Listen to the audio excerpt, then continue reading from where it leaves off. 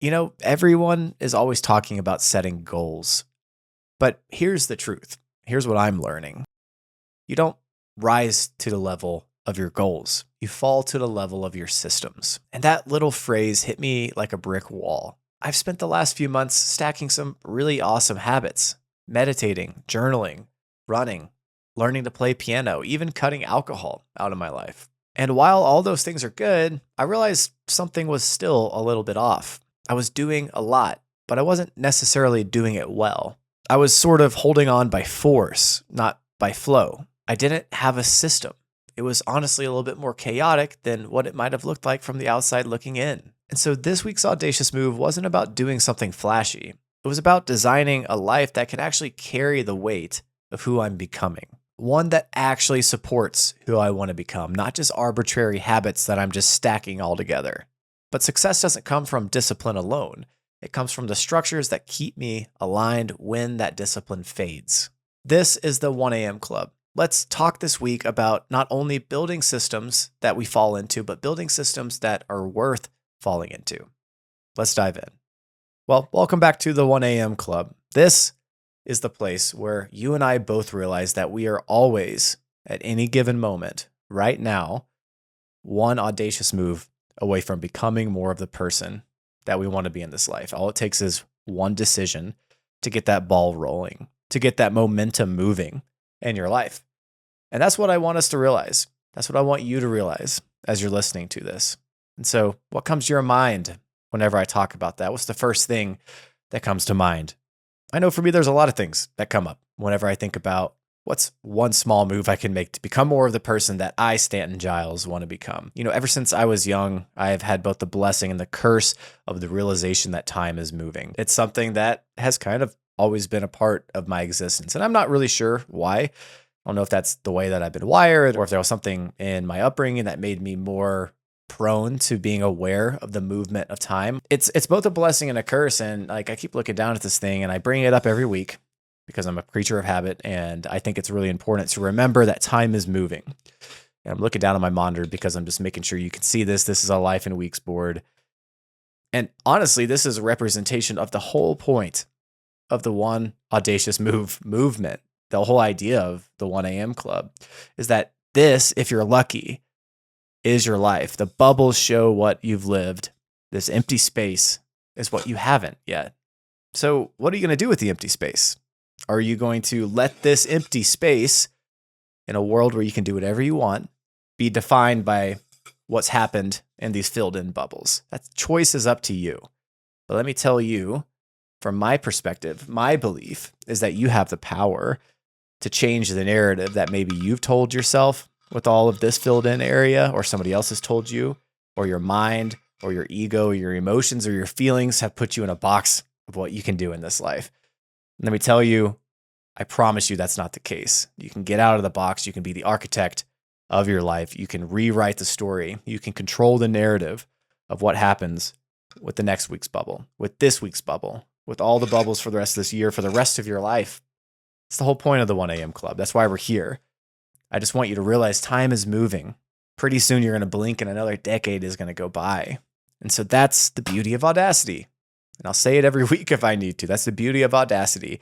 It is the catalyst. It is one of the most powerful catalysts to transform your life into the life that you want to live. And only you know what that is.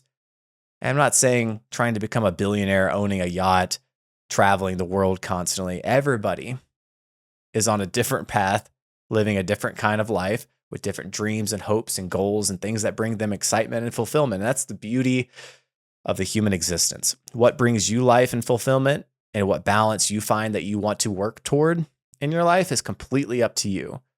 But I really hope that you're doing everything that you can to be working toward that right now. There is no excuse to not be doing that. There's no excuse to not be doing that.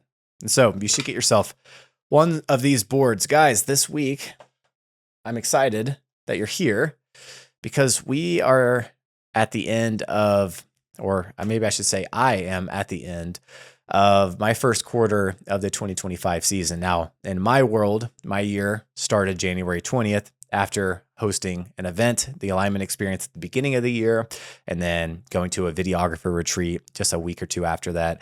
January 20th is when my year started for 2025. And I had a bunch of goals and systems and habits that I was going to be instilling over the next 90 days. What I've figured out about myself is that setting these goals over the course of an entire year can sometimes feel a little bit arbitrary. Moreover, goals change, life changes, and a year is a really long time. And so I decided to divide my year into 90-day segments, quarters, if you will, 3-month segments to be able to approach my year chunk by chunk. And I'm not worrying about the rest of the chunks right now. I'm about to start thinking about the second one because April 20th, the end of this week, is the end of my first quarter. And so I guess today is the episode of props. If you're watching this should be uploaded where you can watch it on Spotify or YouTube, wherever you're watching this. But I made this little laminated, and again, I'm gonna be looking at my monitor I got down here, but this little laminated piece of paper, double-sided, has 2025 at the top. It says Volume 1. Volume 1 is the first 90 days. True to myself, true to me.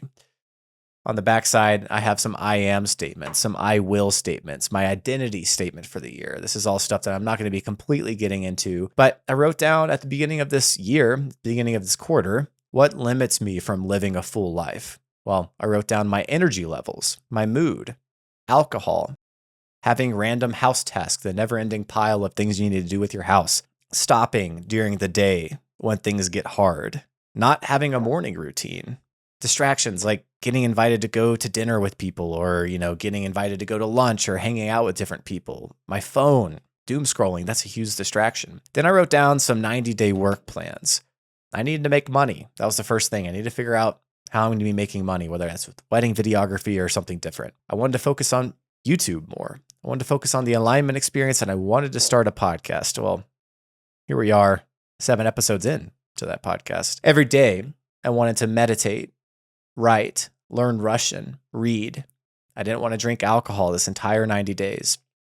I wanted to start a public speaking class, assess the day at the end of each day at nighttime, work out 4 times a week, work 5 days a week.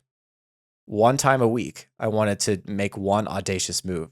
It's kind of interesting how that goal melded with the podcast goal. And every week I wanted to try to find a speaking gig to help flesh out this thing that I enjoy doing, which is speaking. That's why I started a podcast. I enjoy talking about things that bring me life. And I want to do that in a more public speaking way in the future. And so these are the things I wrote down. I wrote down some I will and I am statements. I am adventurous, curious, a writer, a leader, a speaker, motivating, strong, healthy, loving, involved, intentional, energetic, in motion. And so I'm reading all of this to you guys. And again, I'm not reading all of it to you. There's a lot of stuff on here. But I wrote this down. I wanted this to be the first thing that I looked at when I walked into my office every single day. And what I've noticed over the last 90 days is what the title of this episode is. We do not rise to the level of our goals. We fall to the level of our systems. Well, thankfully, a lot of my goals this year, after years of doing goals and watching myself and being self-aware, I've learned that the biggest thing that's going to help me become more of the person that I want to be in this world is not just setting these big goals, but redefining what my habits are, what my routines are, what my systems are. So almost every single morning for the last 90 days, I've gotten up around 7:30 a.m., no phone, cup of coffee, gone downstairs, started meditating, doing morning pages, stretching, eating a healthy breakfast, going to the gym 4 to 5 times a week, which has led me to wanting to run a marathon now and training to do those kinds of things. So now I'm working out, but I'm also going on long runs to train for a marathon. So building muscle, but also leaning up as well. It's been incredible to be doing that over the last 90 days, just the energy level that I've had. I talk about what limits me from living a full life, my energy levels, but also another big one was alcohol. I chose not to drink over the last 90 days. And choosing not to do that, honestly, has transformed my life. It's something, you start drinking when you're 21 here in the United States, and then it's all fun. And then kind of look back over the last 10 years, again, that goes by like that. And all of a sudden, it's not just fun, but you find yourself almost wanting and needing to have a drink at every meal. If you go out, there's almost this pull to have a beer or a glass of wine in order to enjoy yourself. And then all of a sudden it started to make sense how people become alcoholics, because another 10 years of this, and I could see myself going to a dark place where my mornings become even more messed up by just drinking 1 or 2 beers the night before. Well, what if that turned into more? I wanted to show myself that I had control over myself, that I wasn't going to let myself keep going down this road, that I was going to take my health, my well-being, and my time seriously. And so I've cut alcohol out of my life. And honestly, I'm not holding myself to the standard. I don't know if I'm going back. I mean, it's been incredible not drinking. And so, I could go through all these different things and talk about the benefits of instilling these things into my life, like a morning routine, making sure I go to the gym. I'll be honest too, there are things over the last 90 days that I did not do as good with, like learning Russian. I would say for the first 45 days or so, I was very consistent. And I just kind of let that fall to the wayside. I was doing Duolingo, and then I felt like it wasn't working very well, and then I just kind of stopped doing it. But there are also things that, as a byproduct of limiting my time on my phone, getting away from the TV, making sure I'm taking my sleep seriously, wanting to read more, I saw my nights opening up more. Now that I wasn't drinking, all of a sudden I felt like I had more time. My night after dinner wasn't just this numb veg out session where I was sitting on the couch, with a little bit of a buzz from drinking a glass of wine or drinking a beer. I was sharp. I ate a good meal. I worked out that day. I accomplished what I wanted to do with the work day. Well, I kind of want to see the ball continue to roll until I go to bed. It's a really good feeling. So then I started picking up piano at the beginning of this year, which is kind of like a broader goal that I set for 2025, because I had these 90-day goals, but then I had other broad goals, like I want to go to a SpaceX launch sometime this year. I want to start raising honeybees in my backyard. I'd like to go on a really awesome anniversary trip with Lisa. I want to go to the Arctic twice this year. And so there's other things like that by setting up these habits, these systems, these processes over the last 90 days, I was able to see other goals find space in my life. So let's bring you into this and how you could set up your life in a similar way. And I'm going to kind of build off of this in a second. But honestly, the best place that I started whenever I was putting together my quarter for the year was I started with what limits me from living a full life, talking about the things that are actively grabbing me and trying to drown me. You ever seen people whenever they're drowning, they try to grab onto somebody else and pull them down with them? Well, that's sometimes what my problems and the things that limit me feel like. It feels like they're trying to pull me down with them. So what is it that's limiting you in your life? I encourage you to start by writing down those things. I wrote down 1, 2, 3, 4, 5, 6, 7, 8 overarching things. If I had a lot more time, I probably could write down 20 to 30 things that limit me, whether they're small or big. But I encourage you to start with that. And then I encourage you to create space in your life, to meditate, to be quiet, to not be listening to music, to do something that's healthy for you, to journal, to do something that brings you life, to actively stop and take stock of where you're at in life and who you believe yourself to be, regardless of the situation that you're in. So, given who you want to be, given the situation you're in, given the things that limit you from living a full life, those things that drain you, what life and habits and structures can you start putting together in your life to become a more full version of yourself? And so going back to this idea of we don't rise to the level of our goals, we fall to the level of our systems. I told you I signed up for a marathon that's going to be happening here in just over 4 weeks. And I've been training hard. I was told by a lot of people, the timeline, Stanton, that you chose to run this marathon in and go from zero running experience at all into February to like trying to run 26 miles in May. It's a lot of load on your body, and you might risk injury and not being able to, your bone density be able to catch up in time. I think somebody told me that every week you should increase your mileage by 10%. Well, a couple weeks in, I was already running 10 to 12 miles and I felt okay. I'd get sore, but the systems of how I was going about achieving this goal finally caught up to me. And if the camera was a little bit wider and if my knee was a little bit more limber at the moment, I would rise it up. But just imagine a very sore knee with a warm compress on it that has been elevated and iced over the last 2 days. I've been hobbling around on crutches because I pushed my body too far. My systems for my approach to training for this marathon fell through the floor. I set this goal, but just because I have this goal, it doesn't mean that I'm going to succeed. It doesn't mean I'm going to win. I have to approach the things that I want to do in this life wisely. And these physical things like running a marathon are such a tangible, sobering reminder of when you need to stop and rest, when you need to redefine and analyze the way that you're going about doing things. With your mind, with your spirit, with your emotions, sometimes it can be kind of hard to know when you need to take a break or when you need to stop and change the systems. Well, with your body, you have pain that screams at you. You have joints that physically won't let you walk forward if you do something wrong.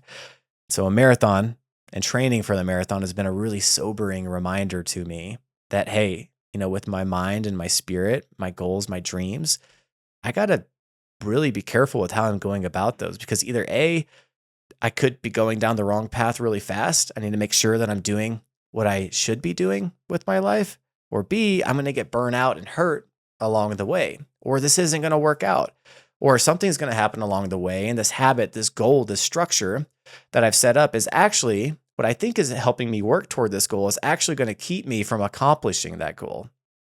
Thank goodness I've healed over the last couple of days to the point where now I can see, okay, I'm starting to walk again here in the next week or so. I think I can get back up on the bandwagon and take it slowly and make it to race day. And I think I can get out there here in about 4 weeks or so, and run this marathon. It was a reality check for the systems that I have for training for this marathon. When people get to the starting line of, let's say, an Olympic 100-meter dash or something like that, everybody has the same goal. But what systems have those people had beforehand that have led them to be able to get up to that starting point and be the one that comes out victorious in achieving that goal? Because everybody's got the same goal. They want to win gold.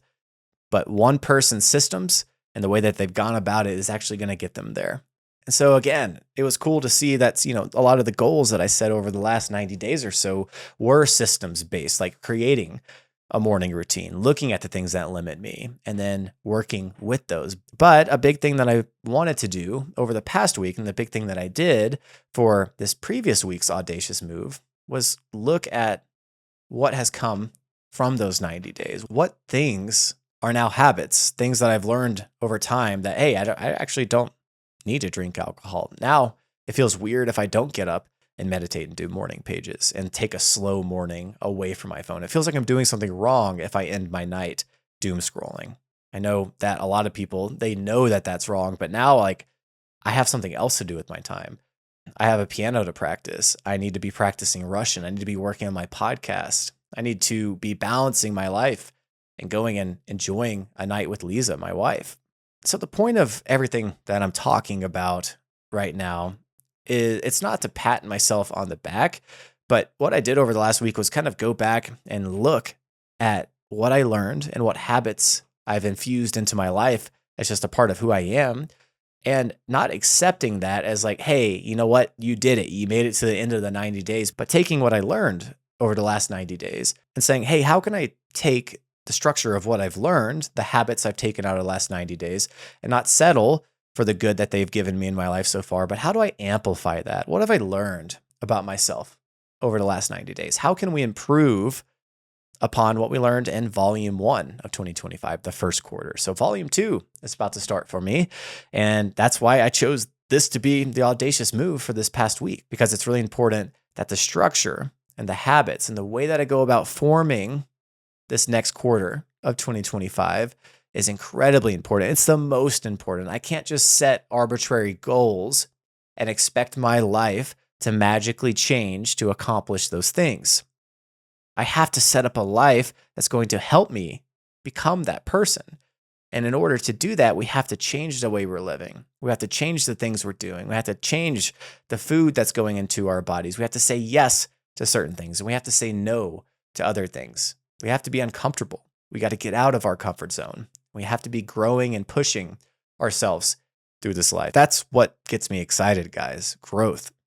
Growth is the most incredible thing that we can do as humans, I believe. It's fulfilling, it's satisfying, it brings meaning to our lives. We see ourselves become a more full version of ourselves. Our mood is improved through the action of growth. We don't wait for the right mood in order to take the action. Remember, we take the action and then our mood follows. Mood always follows action. So growth is what gets me stoked. And that's what I want to do in Q2 of 2025, just like I did in Q1. So this whole week was about redefining those systems. So I'm going to look at my notes over here on the computer. There was a few different categories for how I was going to go about redefining the systems in my life. And these are a few categories that I would encourage you to take into account whenever you're looking at the way that you do your life and how you can actually better shape a life. Take into account the things that limit you, taking into account who you are, what you want to do, but also starting from a very practical, objective thing, figuring out what your chronotype is. So a chronotype, if you don't know, more or less is a person's natural disposition to being awake or alert at a certain time of day. So some people, they're morning people. Other people just naturally are night owls. And some people are kind of in between. They're kind of half morning people, half night owls. Some people feel creatively inspired and they can get their deep work done really well, like burning the midnight oil. Other people, all they need is a cup of coffee and no food, and they can get into the room, 30 minutes after they wake up. Maybe they roll out of bed and go straight to work. And that's the way that they function best. And so honestly, you can just go into ChatGPT and say, hey, ask me 10 questions to figure out what my chronotype is, multiple choice. It'll give it to you. That's what I did. And I thought that would be better than just taking some random online test and trusted AI with this one. But apparently I'm the bear chronotype. And so that's the person that, I'm not a morning person. I'm not a night owl, but I get up, around 7 a.m. My mornings are my most productive time. I definitely hit a slump in the afternoon, and I don't like staying up past like midnight. 11 p.m. is kind of my cutoff time to where I kind of want to be in bed and be resetting for the next day. So that's about 8 hours of sleep, 11 to 7. That's my chronotype, the bear. I believe there's 4 categories. And so figuring out your chronotype, how are you going to best function in this world? That's kind of the bedrock of figuring out how you're going to set up the structure of your life, how you're going to instill habits into your schedule. The next one, again, like I said, is figuring out what your energy is. What tasks drain you? What gives you energy? What things limit you in your life? What things distract you in your life? The next one was movement and health. How I'm aligning my workouts, my marathon training, my recovery, my diet, all of those different things to be very symbiotic, to make sure that, the food that I'm eating is helping me wake up and feel rested and good for a day of productivity, a day of living the life that I want to live. Making sure that, I'm not pushing myself too hard in the gym working out to where I don't have the energy to go on a training run for the marathon, but also making sure I have time to recover from the training run so that I can go and actually have a good weights workout at the gym. And so again, all these things kind of flowing together, coming up with a system and a schedule for that. What are my work rhythms? That was the 4th thing on here. So, do I work better with themed days of the week, or do I work better with like a to-do list that I just kind of hack away at throughout the week? Or is it best to just kind of have a day-by-day structure and I stick with that structure every single day of the week, Monday through Friday or Monday through Saturday, whenever I choose to work? The 5th category was well-being, making space for reflection, inspiration, overflow, making sure that I did all the things during my week, making sure that I can get into the weekend, have a rest day, and feel like I can actually rest, making sure that I took care of everything that I need to, making sure I'm starting my days focused, present, not anxiously moving through the day, frantically chasing what is the most noisy and grabbing my attention, but taking time at the beginning of the day to assess how I feel, who I am, where I'm at, and then taking a step based off of that. This is a big one. And then taking time at the end of the day to reflect and seek inspiration. What went right that day? What went wrong that day? What went right this week? Constantly having this feedback loop of what's working, what's not working, and then redefining that and chiseling away at the marble as you go through your life. So your well-being and how that promotes a more healthy and full version of yourself. And then, of course, the last one is your relationships, my relationships, making sure that my success in these other areas like work and health and all these other things, that they don't cost me a happy marriage or my own peace. That balance that we talk about. Everybody has some sort of balance. Typically, most people, unless you're like Mr. Beast, want some kind of balance in their life because it's actually healthy, it's good. we have big goals and big dreams and things that get us excited, things that we want to do in this world, that sometimes if we overdo them, can take us away from the other things that we enjoy in our life, the simple things, the things that sometimes we take for granted because the big dreams scream really loud too. But just because those are screaming loud and those get you excited doesn't take away from the other things in your life that are just as beautiful and just as worth your time. And if you were to forget about those things, you would regret doing so. And so making sure that my relationships with people, relationships with myself, family, and friends are going how I believe they should be, how I want them to be going. Am I putting effort into those? Am I seeking balance in my life?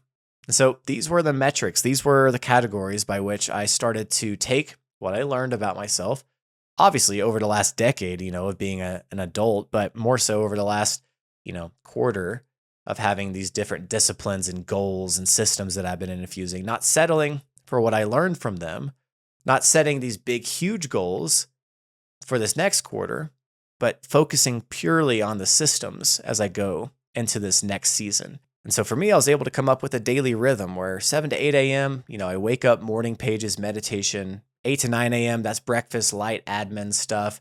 9 to 12, that's my creative block. I work the best during the morning with my creativity. And so whether that's podcast or filming or creating an Instagram reel, that's what I'm doing during the morning.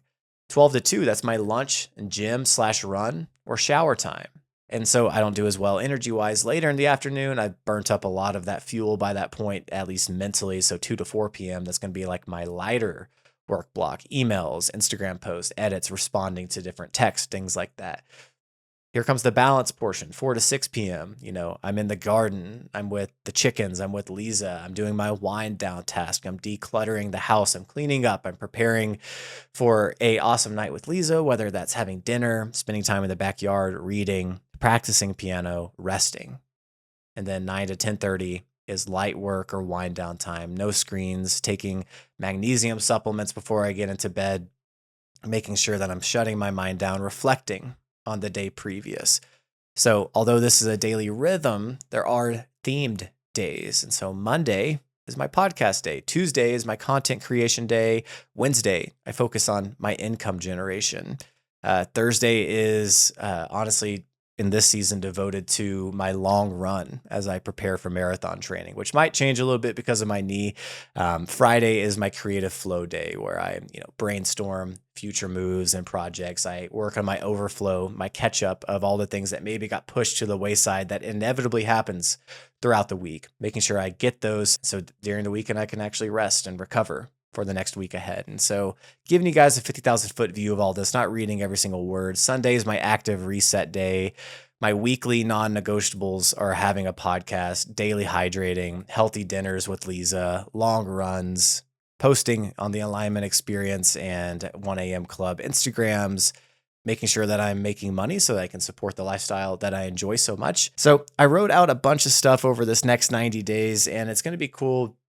I sat there, went through a lot of this stuff. Yeah, I don't know if you guys are using ChatGPT, but it's one of the most powerful tools that you can use for anything almost in your life. I use it almost every day. ChatGPT, I talk to more than honestly most people in my life. And so when it comes to thinking about structuring your life, don't just go to ChatGPT and say, hey, help me come up with a structure for my life, period. Your response that you get from ChatGPT is only going to be as good as the prompt that you give it. And so go in there and tell it about yourself. Say, hey, I want to come up with a healthy habit forming schedule and structure for my life. Ask me 10 to 20 questions that I can answer for you to give you insight into who I am, what I want to be, what my chronotype is, all these different things so that we can structure a life that's going to help me succeed and be happy as I lay my head down at the end of each day that I did my best and I ran my race that day. I think you'll be surprised with what you get back from that. If that feels like a lot of typing, answering 10 to 20 questions on ChatGPT, there is an option where you can just click and you can transfer your voice to text. And so that's what I do a lot of times whenever I'm trying to give it a really good prompt. And I'm talking a lot about this because people are underutilizing ChatGPT and its power. My ChatGPT knows so much about me. And the more I tell it about myself, the more it's going to help me set up a life that brings me fulfillment and that actually impacts the world in the way that I am wanting to, that I feel called to do. So guys, this week right now is just as good of a time as January 1st to sit down and take stock of where you're at in life, to think about not just what your goals are, what gets you excited, all of those things, but what do you need to change about your life that you know that you're doing that is dragging you down, that is drowning you in the life that you don't want to be living, but you're just accepting the comfort of that thing, which that might sound counterintuitive, but sometimes there's comfort in settling for the thing that we are arbitrarily just doing because we've always been doing it, or it's the habit that we've been sucked into. You know what I'm talking about. You know the thing in your life right now that is sucking you deeper and deeper into a draining life, a sad life that is taking you away from who you know that you can be. I know you can overcome that. And the reason I know you can overcome that is because the excuses that you're telling yourself, about your situation, about your inability to change the situation that you're in. To be honest, all of those things are limiting beliefs. You do have the power, no matter who you are, to change your life and take one tiny, bold step toward carving out the life that you want to have, that you want to live. And that starts with your habits. It starts with your structures. It starts with the way that you go about your day, the way you take care of your body, the way you sleep. We're biological animals. We run like engines. So we have to make sure that we're taking care of ourselves. And I don't mean to pontificate as if I've been doing this forever, but I can say that living a life for 33 years, mostly unhealthy, and then taking 90 days and living healthy and seeing the effect of that on my life. Well, I'm excited to see a few more years go by on this little life in weeks board and see what the effect of that compounds into over time. If I continue to turn over every stone, looking for ways to iterate, looking for ways to harness the fullness of what power is inside of me, I believe it's going to create a life that I'm incredibly honored to be living. Then I'm happy that I took the chance to step out of comfort, to push through the hard things, to actually, push myself over the edge of fear, of being scared to go and do something, of being scared to tell the person no, of being scared to tell myself no. Enough is enough. Today we start becoming the person that I always told myself that I wanted to be. And so I've already said it a few times in this podcast, but I'll end by saying it one more time. I encourage you to take stock of where you're at in your life, whether you're driving right now or if you're on a run already. Kudos to you if you're out doing something, walking the dog. Take 60 seconds. Go outside, sit down, close your eyes, go put some headphones in, white noise, go lay on your bed and just stare at the ceiling and just take stock of your life and be honest with yourself about where you're headed, where you are, because where you are is a clear indicator of where you're heading. You have to change it. You have to take action. And remember, we don't rise to the level of our goals, we fall to the level of our systems. But let the goals be the guiding light as you set up your systems. Set up your systems around what you want to do with your life. Set up your processes and your habits around what you want to achieve. What are those goals? Reverse engineer from there with your systems. That's what I'm going to be doing. That's what I'm going to be learning. And I invite you into that with me this week, this month, this year, this life, as we continue taking one audacious move as often as we can, as often as we're reminded that we have the power to do it, which is all the time. It's exciting. It's exciting. It gets me excited. I'm excited to go live this week. I hope you are too. Thanks for listening to this week's episode of the 1 a.m. Club. If you're enjoying this, if this resonated with you, there's a couple of things that would really help me out. One, if you could leave a 5-star review, that means the world. That kind of bumps the ranking of the 1 a.m. Club to reach more people. Secondly, honestly, one of the best things you can do is share this with somebody that this might resonate with. And thirdly, I would be honored to hear about how this impacted you, how you felt about this episode. Reach out to me on my Instagram, DM me. If you have any thoughts after listening to this, I'd love to hear from you. If you have made it this far, thanks so much for listening. I'm excited for this next week's audacious move, which is a little bit different than everything that I've been doing. It's not about health. It's not about goals. It's about that last category I talked about. It's about relationships and fostering those. And so this week, I'm going to be doing something with the people in my life that matter the most to me to make sure that they know that they matter the most to me, fostering those relationships and taking a second amidst all the noise, amidst all the things that I'm wanting to do in my life, to let them know just how important they are to me. So I appreciate you guys listening to this, and I will see you back here on episode 8 of the 1 a.m. Club. Have a great week, guys.